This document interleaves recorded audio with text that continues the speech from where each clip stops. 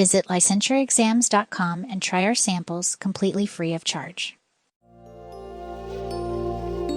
Hi there, you light workers. I'm Dr. Linton Hutchinson, and with me today is Eric Twatman. Hi, you pillars of society. Today, the disorder of the day is AUD, or alcohol use disorder.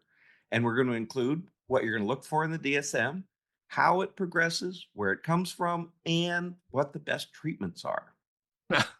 Lucky for you, you inherited an allergy to alcohol. Yes, well, it's at least Mom said she broke out whenever she took a sip, but I think I noticed a few sips happening regardless. Right. And every time that you take a sip, I know you break out in handcuffs. Well, yes, that's a good reason to quit. That last bender was, they had to write it up in the paper. Okay. So, Ez, what do we need to know about AUD? Well, it's a substance-related disorder in the DSM, which, if you think about it, makes sense. And it's diagnosed when someone's relationship with alcohol starts resembling a toxic waste dump, draining their quality of life as they refuse to quit drinking. Hmm. So, are there other disorders in the DSM that address alcohol use, or is AUD the Taylor Swift of this category? Well, yeah, I listened to all its albums. Yeah. Yes, there are differentials or other conditions to rule out, but we're going to be talking about AUD, because of its prevalence, and because when it's comorbid with another disorder, it's usually obvious that that's part of the deal. Uh-huh. Well, luckily Stacy isn't here, or she would ask you about specifiers. That's her favorite thing to talk about. Well, and it's well that you have her around because there are three specifiers: mild, moderate, and severe. And you can tell because those specifiers, there are 11 criteria in the Right. DSM. Mild is 2 to 3, moderate is 4 to 5, and severe is 6 or all the way up to 11. So give me an example of what those criteria might be. Well, drinking more or longer than intended, not being able to quit even if you're trying, drinking larger amounts over a longer period than you intended to, cravings that won't quit, symptoms when you do quit, basically when alcohol becomes your clingy BFF and won't take the hint. Or another one would be when you skip social events because you can't bring your own bottle. Right. Yes, exactly. Or, that friend that comes to your house and immediately starts asking where the alcohol is. Right. Right. Yeah. So there's withdrawal symptoms that people have, like trembling or sweating when they stop drinking. So what's that called? That's called the DTs, delirium tremens. And yes, that's a definite sign that something's happening. And they all have to happen within a 12-month period. So, you had a craving back in 1975 and you haven't had it since, you're not a candidate. Uh-huh. So why do you think people drink anyway?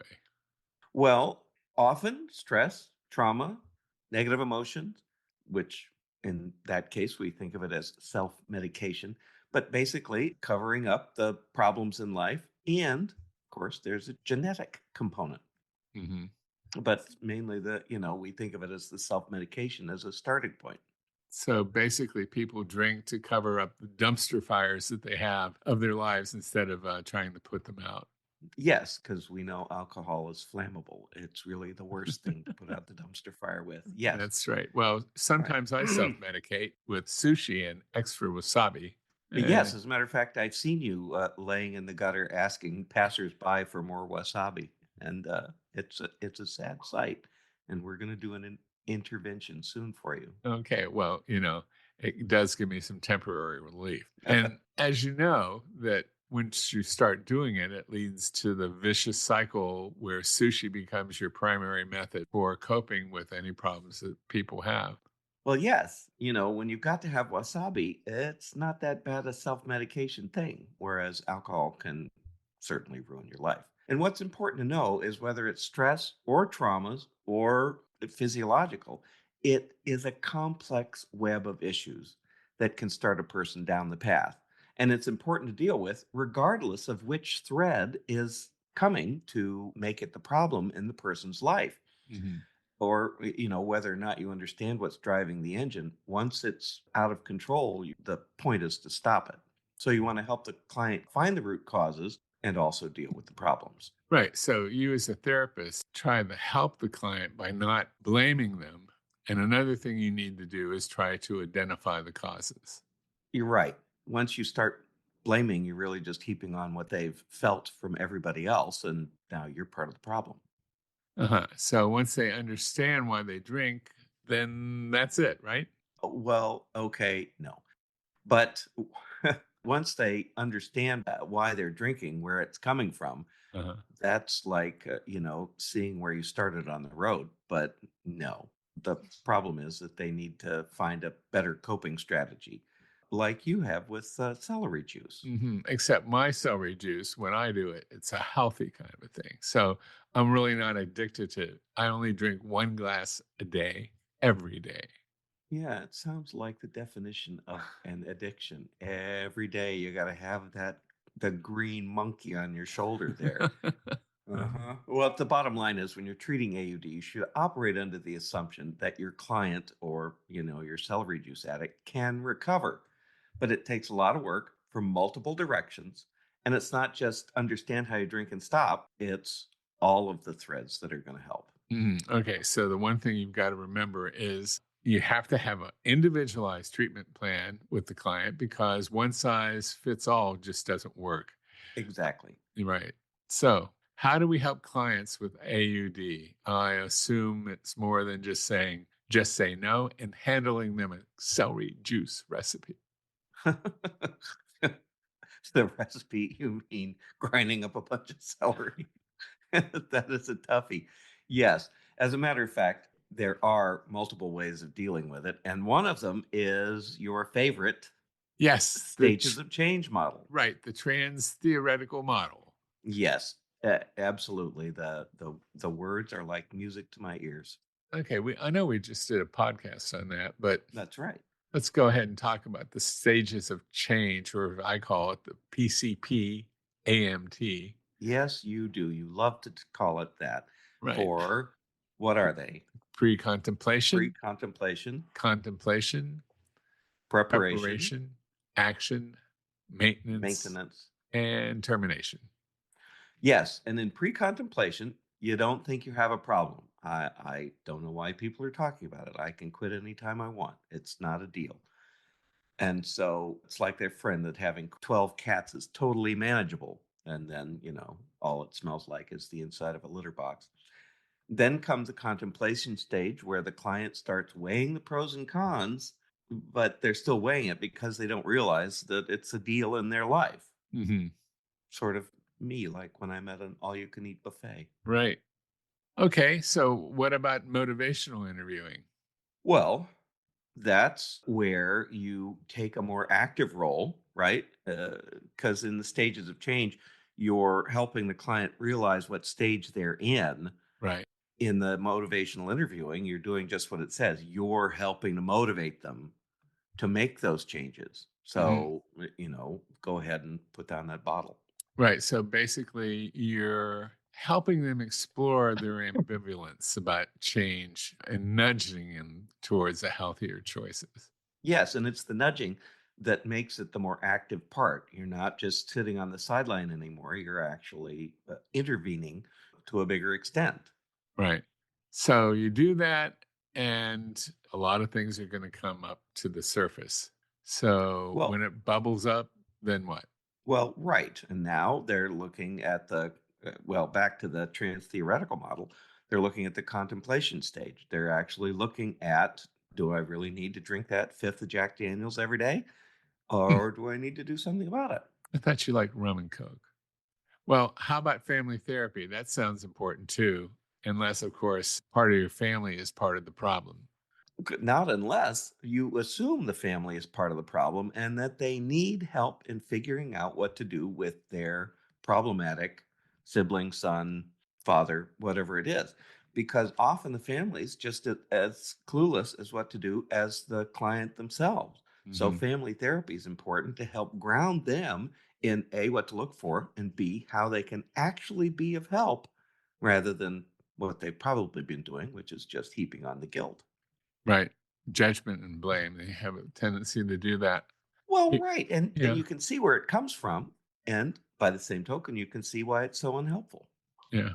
One of the problems with the family therapy is the fact someone's doing really well. And let's say they were in the maintenance phase, Mhm.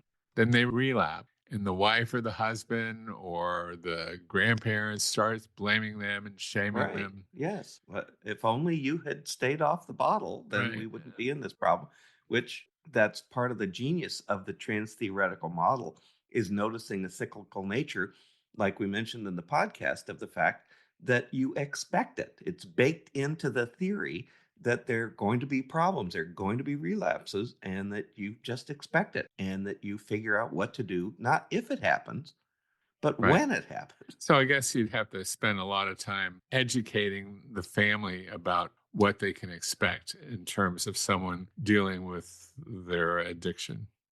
Well, yes, and as a matter of fact, that's such a big part of it that we haven't talked about it yet, but you know about the 12-step programs like in Alcoholics Anonymous.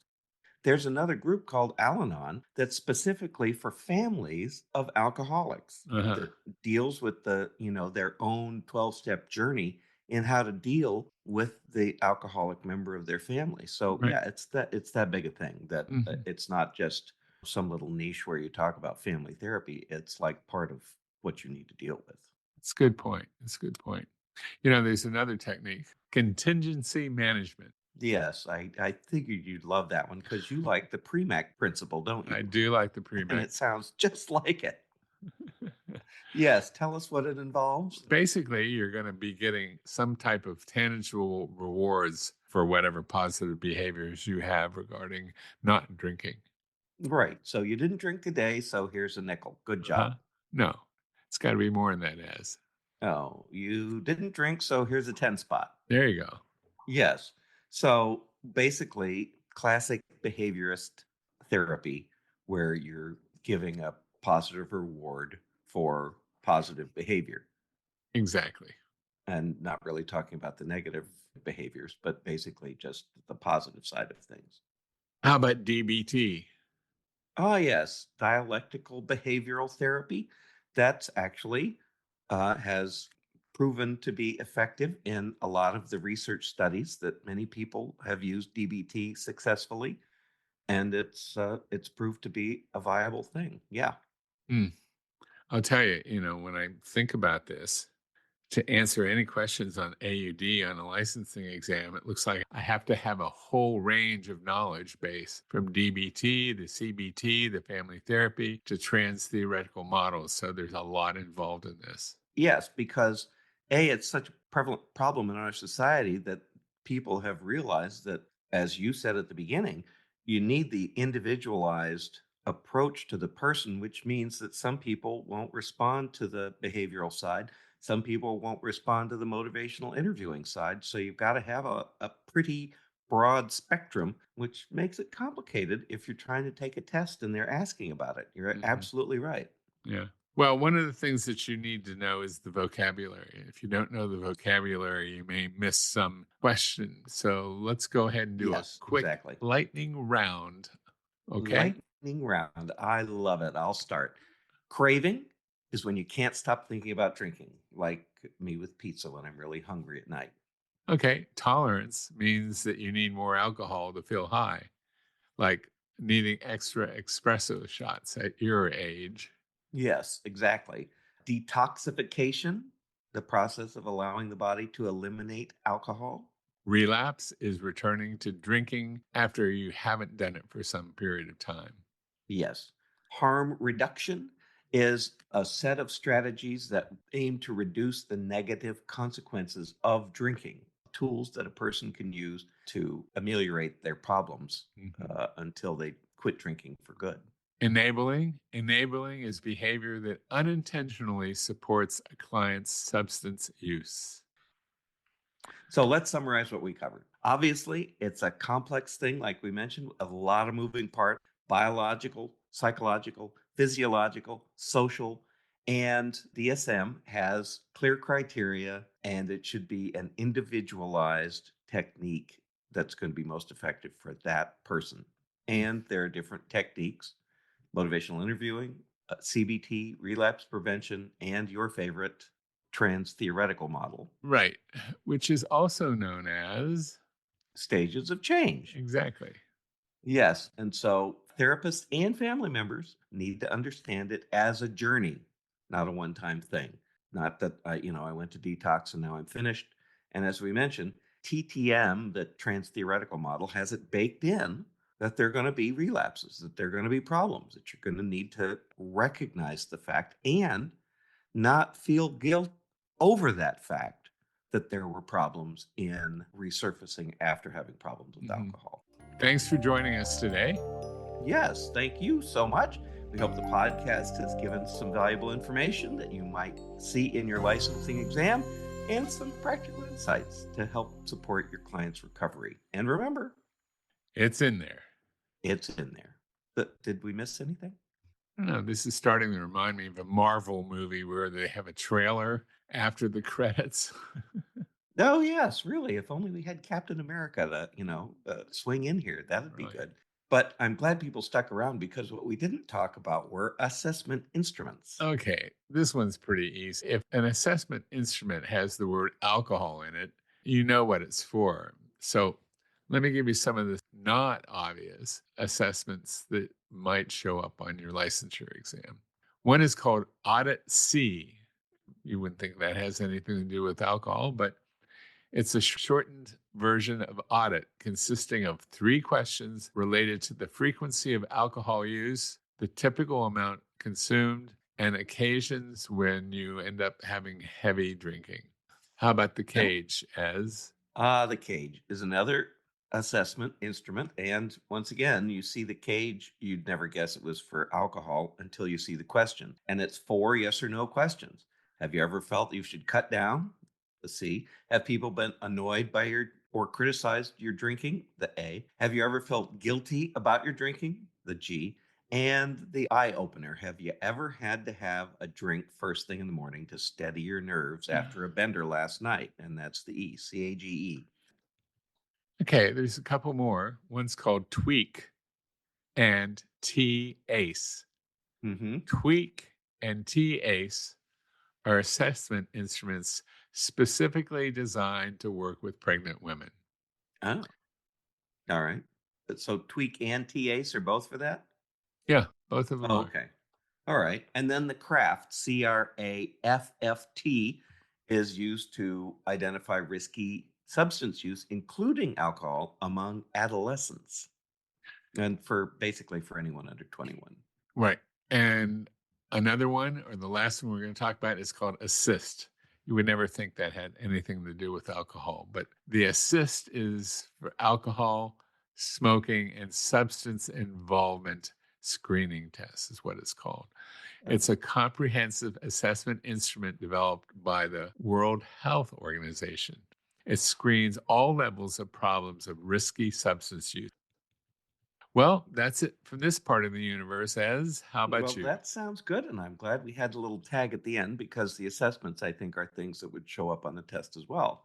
So I'm good now. And I'm feeling like we could use a little reward of sushi from Publix. Well, how about some celery juice? Yeah, okay, I'll go have the sushi. You have the celery juice and just crank down.